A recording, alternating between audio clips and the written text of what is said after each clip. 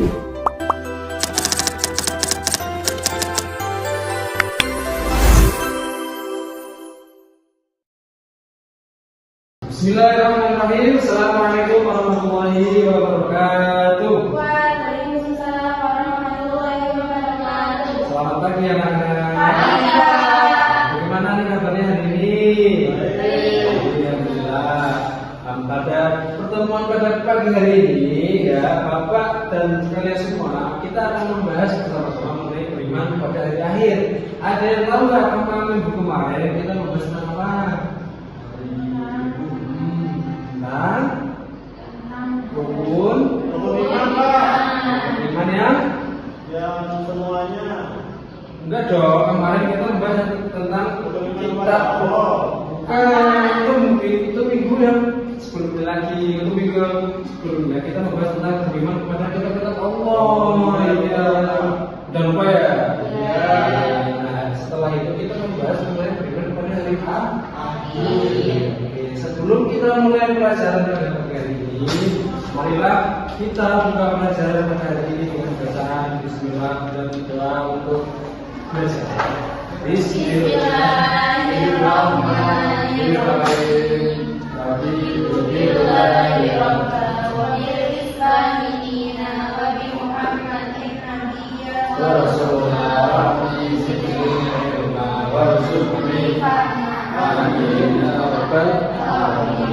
Oke, nah kita akan membaca dulu ya. Kita akan memahami apa sih pada pertemuan minggu ini? Kita akan memahami yang pertama nih, memahami apa itu hari akhir. Hari akhir itu apa? Dan pentingnya beriman kepada hari akhir dalam kehidupan seorang muslim. Dan nanti kita akan membahas lebih luas lagi mengenai pengertian dan beriman kepada hari akhir. Ya. Yang kedua kita akan belajar mengenai dampak dan peristiwanya. Setelah kita meninggal dunia, kita tuh mau arah dari kehidupan ini kondisi. Nah, nanti kita akan bahas bersama-sama. Nah, kalian tuh tahu nggak bagaimana kamu membayangkan di akhir dunia? Mengerikan ya mas. Serem ya, serem. Jadi nanti kalau kembali di pikiran kita, dunia itu ya sangat mengerikan sekali ya. Nanti kita akan belajar mengenai pengertiannya dulu. Nah, di sini apa itu hari akhir? Hari akhir adalah dunia hancur dan berakhir. Hari akhir adalah hari di mana dunia dan segala isinya rusak dan hancur. Tidak ada lagi kehidupan di dunia setelah hari itu tiba. Dan di sini Bapak mengasih gambar seperti bumi yang sedang terbelah menjadi dua. Rasanya itu lebih parah dari ini. Semengerikan itu. Nah, jadi kalau kalian membayangkan bumi itu seperti terbang menjadi dua, itu salah. Jadi nanti ketika kiamat itu tiba, bumi itu nanti semua alam semesta itu hancur, tidak berke. Nah, sedangkan kita di dunia itu sementara, tapi di akhirat itu kekal. Hidup di dunia hanya sementara, yang kekal adalah kehidupan di akhirat. Dunia itu adalah tempat ujian bagi manusia untuk menentukan nasib di akhirat. Nah, jadi kita sebagai manusia di dunia itu seperti kita tuh sedang berlomba dalam mencari kebaikan. Kalau kita di dunia itu sering melakukan kebaikan, kita akan tidak berbahagia di akhirat. Bukan di surga. Nah, di sini beriman kepada hari akhir. Artinya apa? Beriman pada hari akhir berarti percaya sepenuh hati bahwa dunia akan berakhir dan ada kehidupan kekal di akhirat setelah kematian. Di sini Bapak menggambarkan bintang dan api. Biasanya bintang itu menggambarkan sosoknya yang sangat sayang, baik hati ya. Sedangkan api itu yang panas, yang jahat. Nah, di sini berbuat baik sama dengan surga dan berbuat buruk sebagai neraka. Yang tadi Bapak sudah katakan, kalau kita di dunia sering melakukan kebaikan, nanti akan dibalas dengan surga. Sebaliknya anak-anak, ketika kita berbuat buruk, kita akan dimasukkan ke dalam neraka. Paham ya? Nah, setelah kita membahas tentang pengertian, nah kita membahas tentang golongan tentang hari akhir. Di sini ada 3 golongan. Golongan ateis, golongan atei, dan golongan samawi. Nah, Di sini pasti kalian belum tahu tiga golongan tersebut ya. Ini Bapak terangkan. Sini golongan ateis. Siapa yang mau baca? Saya Pak. Nah, silakan baca. Golongan ateis adalah tidak percaya adanya hari akhir dan Tuhan, menganggap kehidupan hanya di dunia dan tidak ada kehidupan setelah mati. Ya, terima kasih, beri tepuk tangan dulu kepada Bapak ya. Ya. Kemudian agama Ardi. Agama Ardi yaitu percaya pada reinkarnasi yang tadi Bapak katakan di awal pembelajaran. Jadi reinkarnasi itu kelahiran kembali. Dia percaya. Berarti contohnya seperti itu. Bapak percaya Bapak ada di golongan agama ini. Bapak hidup.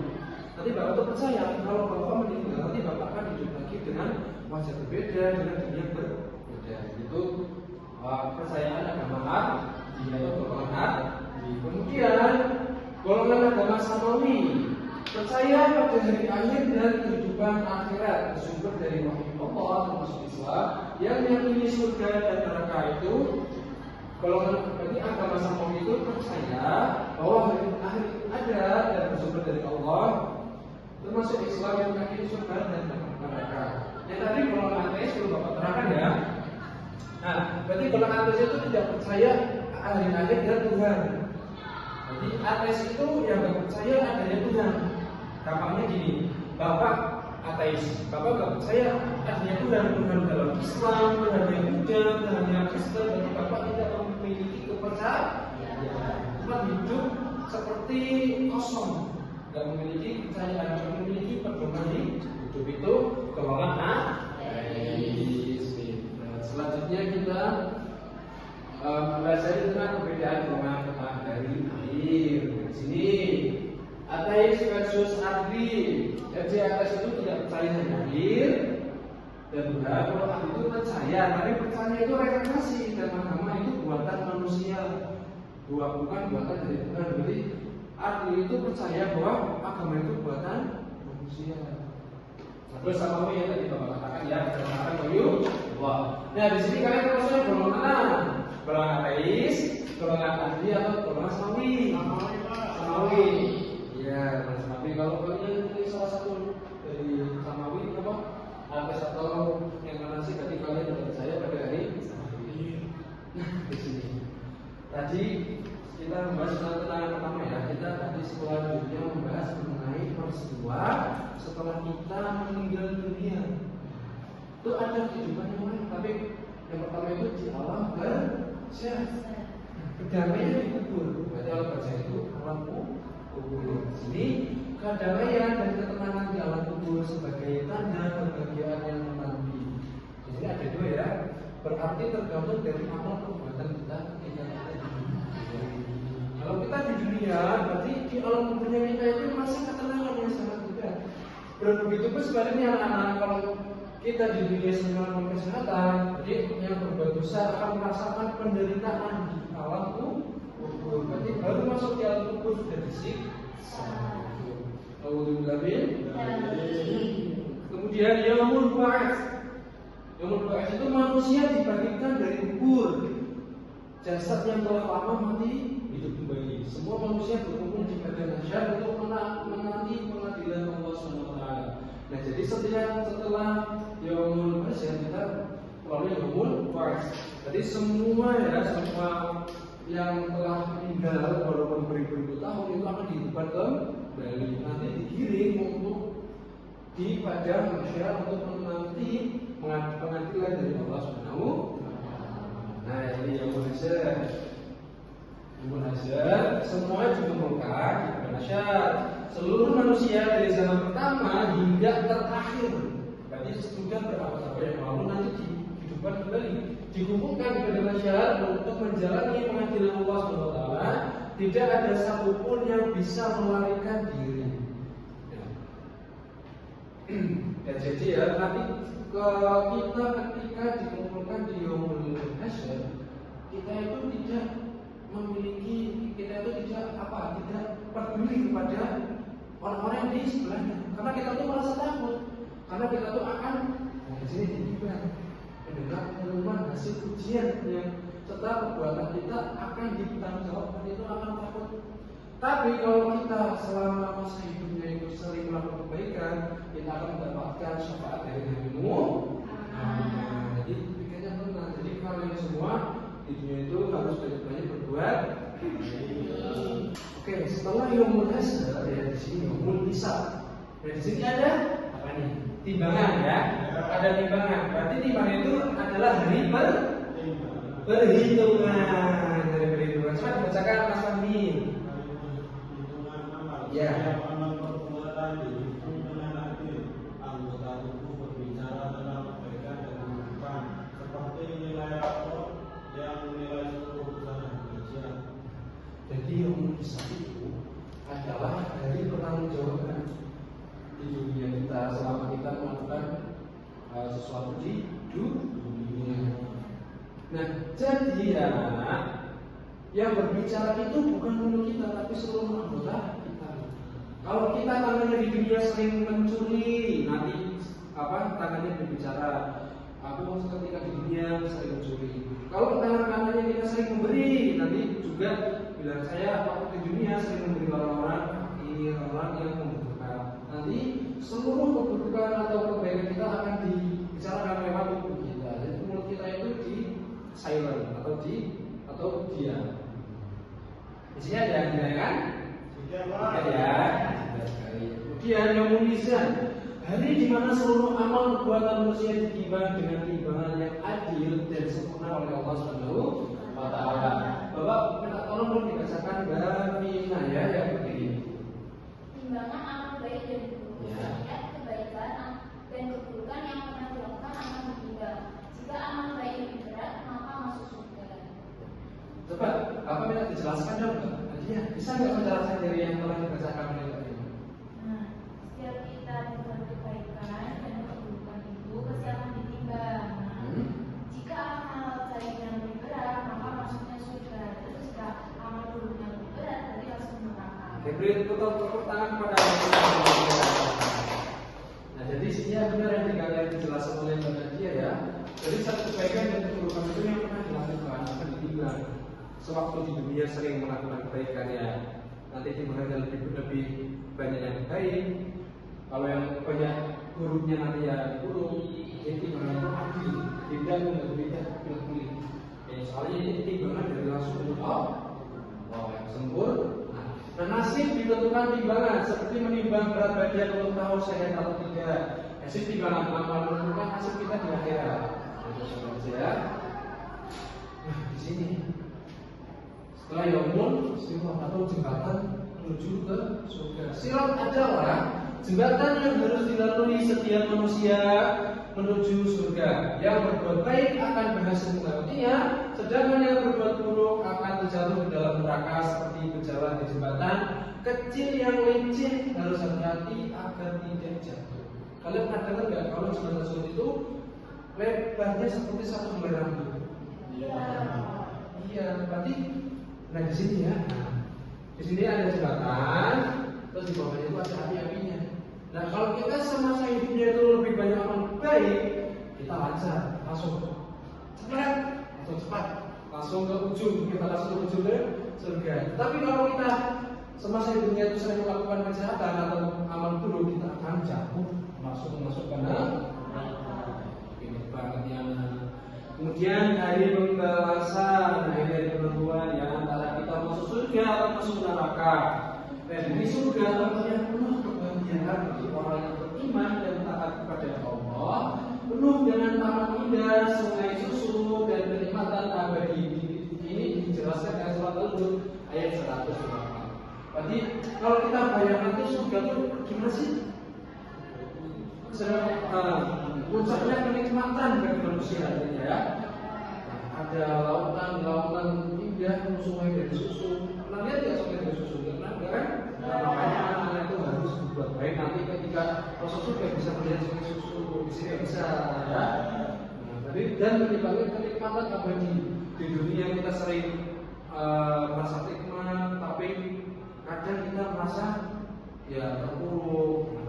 Kalau di surga itu kita mendapatkan kenikmatan yang abadi. Nah, sebaliknya neraka tempat siksaan bagi orang yang durhaka dan ingkar pada Allah, penuh dengan api menyala dan penderitaan yang pedih. Quran surat Al-Hud juga ayat 106. Nah, jadi ini kebalikan dari surga.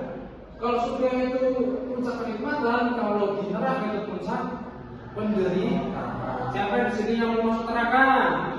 Gak ada. Siapa di sini mau masuk surga?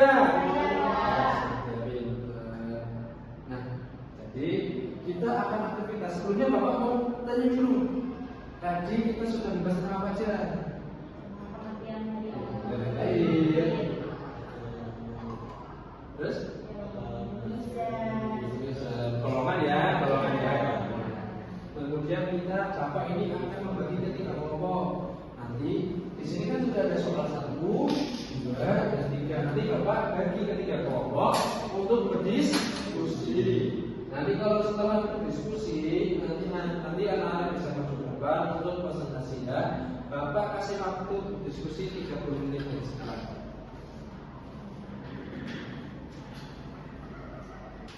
Gimana Mas Andi ada cerita apa ya? Sudah Pak, ini sudah banyak. Sudah paham ya? Berarti gimana? baca Pak. Nah, Baca Pak. oke. Gimana anak-anak sudah selesai? Iya. Sudah.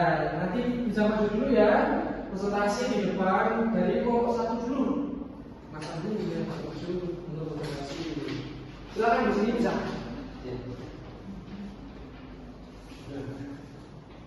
Ini kami dari kelompok 1, perwakilan saya akan mempresentasikan hasil diskusi kami, yaitu pertanyaannya apa itu alam barzah. Jelaskan dari kelompok kami itu alam barzah itu adalah alam tempat manusia berada setelah meninggal dunia dan sebelum datangnya hari kiamat. Di alam ini manusia itu menunggu sampai tiba waktu dibangkitkan kembali untuk mempertanggungjawabkan amal perbuatannya di dunia, Pak. Ya, terima kasih ya. Silakan kembali. Kemudian kelompok 2. Sini ya.